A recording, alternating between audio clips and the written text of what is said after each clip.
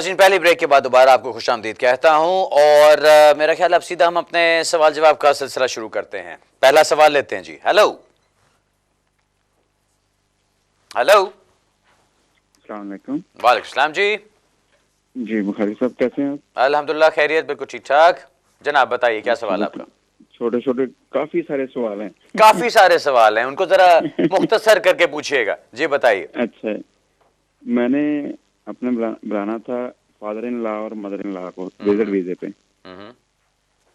और ये पूछना था, मैं सेल्फ एम्प्लॉय हूँ, मेरा टेक वे है जी, और मुझे कागज कौन कौन से भेजने हैं। वो ओवर 60 70 हैं, वो पेंशन लेते हैं जी, उनका अपना घर है, वो उधर पाकिस्तान में सेट है, वो ठीक है। ठीक है। और मैं अपनी तरफ से ही स्पॉन्सर करूंगा या मैं मिसेस का भी पासपोर्ट, हम IRR पे हैं जी, ठीक। और मैं उसका भी, बेगम का भी पासपोर्ट साथ में भेजूंगा। और ये हो गया। और मेरे जो अकाउंटेंट का लेटर मैं ले लूं या मैं अपने अकाउंट्स भी भेजूं उसके साथ। ठीक। और उनके 2 बेटे पहले ही इधर सेट हैं, लेकिन उनके पास अपना घर है, लेकिन वो छोटे हैं। अच्छा। 2 बेडरूम 3 बेडरूम, हमारा घर है वो 4 बेडरूम है और मैं घर बाय कर चुका हूँ ये वाला। ठीक है, अब अपने सवालों के ऊपर अब आप आइए, आपका सवाल क्या है जी? बस यही है मेरे छोटे छोटे सवाल। उसके लिए हमें, जो मैंने घर बाय किया है, इसका मैं साथ में क्या लगाऊं, और कोई रिपोर्ट होती है या वैसे उसकी? मैं ऐसे करता हूं, आपको कहता हूं कि जी आप अपना कंप्यूटर भी ऑन कर लें, अपनी वेबसाइट खोल लें, जो एप्लीकेशन फॉर्म है वही फिल करना शुरू कर देते हैं। आपने जो छोटे छोटे सवाल पूछे हैं, पूरी एप्लीकेशन तो भाई आपने यहीं पे पूछ छोड़ी है।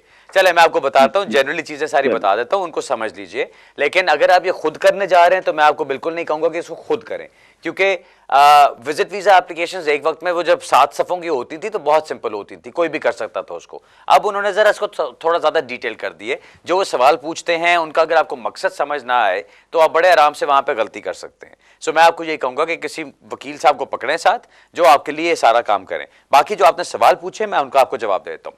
सबसे पहली बात, जब आपने विजिट वीजा के लिए अप्लाई करना है, इतना याद रखें कि आपकी यहां की स्पॉन्सरशिप इतनी इंपॉर्टेंट नहीं होती जितना उनका वहां के सर्कमस्टांसेस इंपॉर्टेंट होते हैं। लोगों का पूरा जोर होता है जी मैं यहां की स्पॉन्सरशिप पे पूरा जोर डाल लूं, ये बात नहीं होती। आपने जोर डालना है उनकी वहां पे सिचुएशन क्या है, वो जहां से आ रहे हैं, क्या उनके पास घर है, क्या उनके सेहत ठीक है, क्या उनके पास अपनी इनकम है, क्या वो किसी और प्रॉब्लम में मुब्तला हैं या किसी और किस्म के इश्यूज उनको हैं, क्या वो यहां पे विजिट करने के बाद वापस जाएंगे या नहीं जाएंगे। अगर तो आप उनकी ऐसी टाइज दिखा सकते हैं अपनी कंट्री में जहां पे वो आराम से वापस जा सकते हैं तो फिर कोई मसला नहीं। बेशक फिर आप उनको यहाँ पे होटल की बुकिंग दिखा दीजिए, उसकी बेस पे भी आपका काम हो जाता है, स्पॉन्सरशिप की भी जरूरत नहीं पड़ती। लेकिन अगर आप स्पॉन्सर कर ही रहे हैं तो फिर आप उसमें क्या दिखाते हैं, आपको अपनी बैंक स्टेटमेंट्स भी लगानी है ताकि आप दिखा सकें कि जी मैंने उनका खर्चा उठाना है। अगर ये आप कह रहे हैं, अगर आप कह रहे हैं कि जी उन्होंने अपना खर्चा खुद उठाना है तो फिर आपकी बैंक स्टेटमेंट्स की भी जरूरत नहीं होती। अगर आप सिर्फ उनको अकोमोडेशन के लिए स्पॉन्सर करना चाहते हैं तो सिर्फ अपने घर के डॉक्यूमेंट्स लगा देते हैं, अपने एक रिपोर्ट लगा देते हैं जो कहती है कि जी आपके घर के अंदर अगर वो आपके साथ आके रह रहे हैं तो प्रॉपर्टी स्टैट्यूटोरियली ओवरक्राउडेड नहीं होगी। अगर आप वो सब कुछ लगा देते हैं तो किसी और चीज की जरूरत नहीं। लेकिन अगर तमाम रिस्पॉन्सिबिलिटी आप उठा रहे हैं, जी उनके पास पैसे भी नहीं है, उनकी अकोमोडेशन का भी इंतजाम हमने करना है, उन्हें रहना यहाँ पर है, उनका सारा खर्चा वर्चा हमने करना है, हर चीज हमने करनी है, अपना सेल्फ एम्प्लॉयड होने का आप सारा प्रूफ लगाइए, अपने पिछले 2 साल के अकाउंट्स लगा दीजिए, अपने अकाउंटेंट की रिपोर्ट लगा दीजिए, अपनी वाइफ की तरफ से भी कोई डॉक्यूमेंटेशन हो तो वो लगा दे, बिकॉज फिर तो आपने अपना ज़्यादा से ज़्यादा फाइनेंशियल स्ट्रेंथ दिखानी है ना, तो फिर आप वो सारा कुछ लगाते हैं। लेकिन यही चीज़ याद रखें, जितना ज़्यादा आप ये लगाते हैं और जितना कम उनका लगाते हैं उतने आपके चांसेस कम हो जाते हैं, क्योंकि आपको वो एंट्री क्लियरेंस ऑफिसर ये कह के रिफ्यूज कर सकता है कि जी स्पॉन्सर की एबिलिटी और इंटेंशन के ऊपर मुझे कोई शक नहीं है, लेकिन आपकी इंटेंशन यानी एप्लीकेंट्स की इंटेंशन और एबिलिटी कि वो अपने आप को सपोर्ट कर सकते हैं कि नहीं और वापस आएंगे कि नहीं, उसके ऊपर मुझे शक है, जिस वजह से मैं रिफ्यूज करता हूं, जिसके ऊपर अक्सर विजिट वीजास रिफ्यूज होते हैं। सो जोर इस चीज पे डालें कि आप उनके वहां के सर्कमस्टांसेस को क्लियर करें ताकि ये पता चले कि वो वहां वापस जाएंगे, उनके पास कोई ऐसी चीज है जो उनको वापस बुलाएगी ये नहीं कि जी वो इतने बुरे हालात में हैं कि वो जैसे यहाँ पर आएंगे तो यहीं आके बैठ जाएंगे, उनको तो यहाँ की बारिश ज़्यादा हवाएं बड़ी पसंद आ जाएंगी। ऐसा नहीं होना चाहिए। सो आपने देखना ये एप्लीकेशन करते हुए आपके तमाम रिक्वायरमेंट्स जो इंटेंशन की उनकी तरफ से वो भी पूरी होनी चाहिए और आपकी तरफ से ये भी पूरी होनी चाहिए। अब शायद आपको समझ आ गई हो कि मैंने पहले सबसे आपका जवाब देने से पहले क्यों ये कहा कि किसी वकील साहब को इन्वॉल्व कीजिएगा, ताकि आपको गाइड करें कि आपने एप्लीकेशन करनी कैसे है, या आपके खुद करने वाले अब काम नहीं है। वही बात है कि जी वो जो मैं एग्जांपल देता होता हूँ, आपको अपेंडिक्स की पेन होगी तो ये नहीं सोचना कि अच्छा छोटा सा ऑपरेशन है, किचन में जाओ छुरी कांटा पकड़ो तो खुद ही कर लो जाके। ऑब्वियसली डॉक्टर के पास आप जाएंगे चाहे छोटा सा ऑपरेशन हो। उसी तरह की चीज़ है, वकील के लिए भी छोटा सा काम होगा लेकिन आपके काम नहीं है वो, सो जिसका काम है उसी को करने दीजिए। ठीक है सर, आपको मैंने इन्फॉर्मेशन काफी दे दी है, अब इससे थोड़ी अपनी रिसर्च कर लें। फिर भी अगर आप बजिद हैं कि खुद करनी है एप्लीकेशन तो शौक पूरा कर लीजिएगा। अगला सवाल लेते हैं जी। हेलो। अस्सलाम वालेकुम सर। वालेकुम अस्सलाम। सर पहले तो आपके लिए 2-3 लफ्ज हैं, super best professional. Thank you very much, thank you बाकी सर मैं वेरी अपना मच। नाम नहीं बताऊंगा। अच्छा। तो I think you know very well. अब I know very well. Thank you sir, thank you. जी बताइए। बाकी सर वो मैंने 2-3 क्वेश्चन पूछने थे। एक तो ये कि मैंने असाइलम किया था, वो सर्टिफाई हो गया, उसके बाद मैंने फर्दर सबमिशन की, वो भी सर्टिफाई होगी। एक वीक बाद वो रिफ्यूज हो गई फर्दर सबमिशन भी। ठीक है। तो अर्ली ये एंड ऑफ दिसंबर मैंने वो किया है जेआर की एप्लीकेशन। जी। तो आज सर मुझे लेटर मिला है, क्योंकि मेन एप्लीकेंट में मैं हूँ। उन्होंने मेरी मिसिस के नाम पे लेटर लिखा है और मुझे कहा है कि इंटरव्यू के लिए उन्होंने बुलाया और उन्होंने कहा है कि मैं सेंटेंस पढ़ देता हूँ। जी। The interview is required to collate and verify personal data about you and your family. ठीक है। तो सर एक तो ये एक्सप्लेन कर दीजिएगा प्लीज, ये लेटर है क्या? जी, क्या ठीक ये है। जस्ट डाटा अपडेट का लेटर है या ये कोई इमिग्रेशन का मैटर है? जी, ठीक प्लीज है। ये एक्सप्लेन कर दीजिएगा। दूसरा सर, अगर टाइम मिले तो एमनेस्टी के बारे में सुना है, कुछ रूमर्स आ रही हैं, उसके बारे में बता एमनेस्टी दीजिएगा। Rumours always a favourite topic. अच्छा। जी जी जी जी। जी। एक सर और कि वो मैंने सुना था कि वो 7 इयर्स का कोई कोर्ट ऑफ अपील का डिसीजन आया है दिसंबर के एंड पे। जी। प्लीज वो भी अगर बता दे तो प्लीज। ओके, चलें मैं बता थैंक यू दूं। Sir, thank you very much. No problem जी। नंबर वन, आपने जो उस लेटर की बात की, पहली चीज ये देख लीजिए, आपने जुडिशियल रिव्यू अगर एप्लीकेशन की है, ये लेटर आपको जुडिशियल रिव्यू यूनिट से नहीं आया, ये ना ही लेटर आपको गवर्नमेंट लीगल डिपार्टमेंट से आया कि उन्होंने आपको इंटरव्यू करना है। जो आपको लेटर आया होगा वो आपको होम ऑफिस की तरफ से आया होगा, उनके किसी एनफोर्समेंट सेक्शन की तरफ से आया होगा।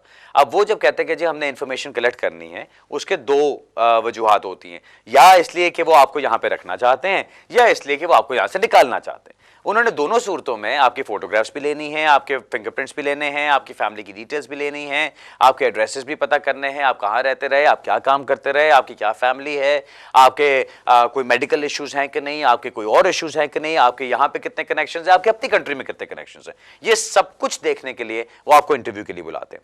अब आपने उधर डरना नहीं है, बेफिक्र होकर जाइए, अपना इंटरव्यू वहां पे अटेंड कीजिए, वहां पे जाके सारा कुछ करें, क्योंकि जुडिशियल रिव्यू एप्लीकेशन आपकी कोर्ट में जाती है, उसके ऊपर जो जवाब आना होता है वो गवर्नमेंट लीगल डिपार्टमेंट की तरफ से आना होता है। जो ये आपको चीज आ रही है, ये उनके जो एक एनफोर्समेंट यूनिट कह लें या जो उनका केस वर्किंग यूनिट है, ये उसकी तरफ से, होम ऑफिस की तरफ से आता है आपको। सो ये बिल्कुल एक सेपरेट चीज है। सो ये तो आप कर लीजिए। अब बाकी आपने जो दूसरी बात पूछी एमनेस्टी के बारे में कि जी एमनेस्टी का क्या है, एमनेस्टी मैं हमेशा कहता हूं एमनेस्टी आपको अनाउंस करके नहीं आएगी। एमनेस्टी जब भी आनी होगी वो किसी खामोशी से एकदम से नमूदार होती है। अदरवाइज हर एक को अगर पता हो कि जी एमनेस्टी कब आ रही है तो फिर क्या ही बात है, फिर तो किसी को कोई फिक्र करने की जरूरत ही नहीं। फिर कौन बेवकूफ है जो एप्लीकेशन डालेगा, कौन बेवकूफ है जो होम ऑफिस की फीस पे करेगा, कौन बेवकूफ है जो एनएचएस का पे करेगा, जब उसको पता है एमनेस्टी आ रही है। और अगर कोई वकील साहब जानते हैं कि एमनेस्टी आ रही है तो मैं कहता हूं उनकी फिर किसी और ही लेवल पे, किसी और ही सितारे के साथ पहुंच है, क्योंकि मुझे तो नहीं समझ आती कि किस तरह से आपको पहले से पता हो सकता है।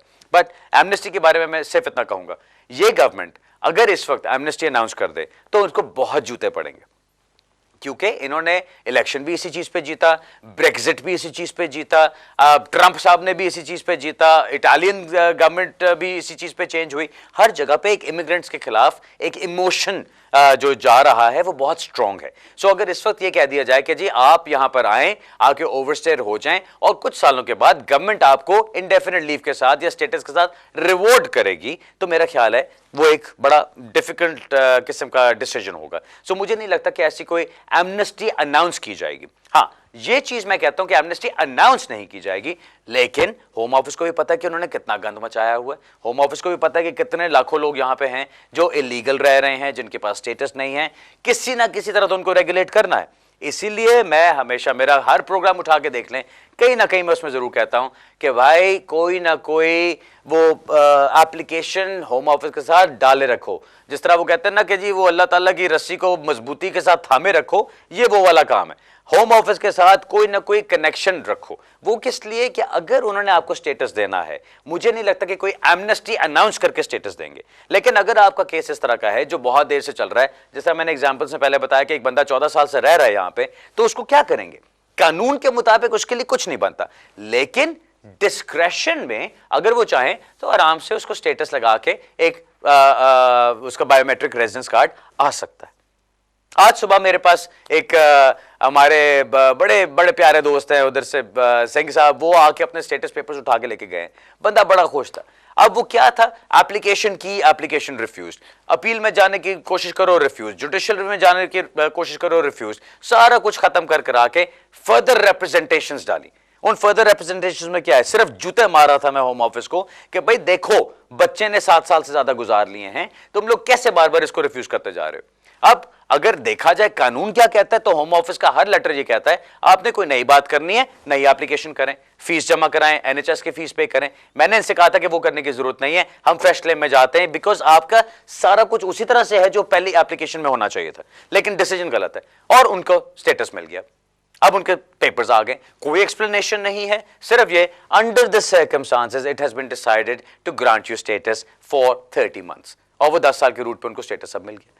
अब ये चीज ऐसी है कि कोई कानून इसको एक्सप्लेन नहीं कर सकता, उन्होंने जब करना होता है तो उठा के कर देते हैं। इसलिए मैं कहता हूं कि उनके साथ कोई ना कोई राबता अपना रखें, कोई ना कोई फ्रेश क्लेम, कोई ना कोई फर्दर रिप्रेजेंटेशंस, कोई ना कोई नई एप्लीकेशन, कुछ ना कुछ उनके साथ रखें सिस्टम के अंदर, ताकि अगर किसी ने डिसीजन करना हो जो आपकी फेवर में जा सकता हो, तो उनके पास कोई चीज तो होना करने के लिए। लॉटरी निकलनी है तो टिकट तो होना, इसलिए वो कनेक्शन होना जरूरी है।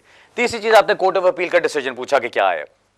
वो डिसीजन ये था, क्वेश्चन क्या था उसके अंदर जो कोर्ट ऑफ अपील को पूछा गया कि जी जुडिशियल रिव्यू में एप्लीकेशन गई उसके अंदर जज ने फैसला क्या करना है। क्या जज ने फैसला यह करना है कि जो डिसीजन मेकर होम ऑफिस का था उसने फैसला सही किया या गलत किया, या दूसरी तरफ उसने फैसला यह करना है कि सर्कमस्टांसेस को देखते हुए जज क्या सोचता है। जो पोजीशन होम ऑफिस की तरफ से ली जा रही थी वो ये थी कि जी जज के पास ये इख्तियार ही नहीं है जुडिशियल रिव्यू में कि वो अपना डिसीजन करे। वो कहते हैं कि जी जज के पास जुडिशियल रिव्यू में सिर्फ रिव्यू करने का इख्तियार है कि उसने देखना है कि होम ऑफिस ने डिसीजन क्या किया, क्या वो डिसीजन सही है या गलत है। उसने ये नहीं करना कि जी मेरे मुताबिक डिसीजन क्या होना चाहिए। सिर्फ इस चीज के ऊपर ये जुडिशियल रिव्यू का पॉइंट था, और इसके ऊपर कोर्ट ऑफ अपील की तरफ से ये कहा गया है कि जब जुडिशियल रिव्यू में जज बैठ के केस को देखता है तो जुडिशियल रिव्यू का जज बैठ के अपना फैसला करेगा उसके ऊपर कि वो क्या समझता है। इसलिए अब आपके जो केसेस सर्टिफाई कर दिए जाते हैं उनके ऊपर जब आप इस केस का भी हवाला दें, क्योंकि अब ये कोर्ट ऑफ अपील की बड़ी क्लियर गाइडेंस आ गई, जब हम अब आपकी जुडिशियल रिव्यू एप्लीकेशन करें और होम ऑफिस के डिसीजन को चैलेंज करें, तो हम उसमें ये कहते हैं कि भाई ये सर्टिफिकेशन की गई है इस बेवकूफ डिसीजन मेकर की तरफ से जो होम ऑफिस के लिए बैठा हुआ है। आप इसको दोबारा देखें, और क्योंकि आप हाई कोर्ट के जज हैं या आप अपर ट्राइब्यूनल के जज हैं, होपफुली आप बेहतर दिमाग रखते हैं होम ऑफिस के वकील के सामने या होम ऑफिस के केस वर्कर के सामने, इसलिए आप अपना फैसला करें। इसलिए यह डिसीजन बहुत इंपॉर्टेंट है और बहुत अच्छा डिसीजन है। जिस तरह मैंने पहले बताया, मेरे दिमाग में से उसका नाम निकल गया क्योंकि वो अपने हमारे नॉर्मल नामों से जरा थोड़ा सा हटके था, तो बिल्कुल वो कुपूगन या कुछ इस तरह से करके नाम है, but I will definitely see that. मैं फेसबुक पे बात कर लूंगा या मैं वहां पे कोई चीज डाल दूंगा तो वहां से आप उसको देख सकते हैं। बट ये चीज ऐसी है कि जिसको आप अगर प्रॉपरली इस्तेमाल करें तो बहुत दूर रस नताइज आपको दे सकती है ये चीज। Definitely a very important case, बहुत अच्छा केस है क्योंकि इसके अंदर हम बहुत ज्यादा आगे से आर्ग्यू कर सकते हैं इस पॉइंट के ऊपर।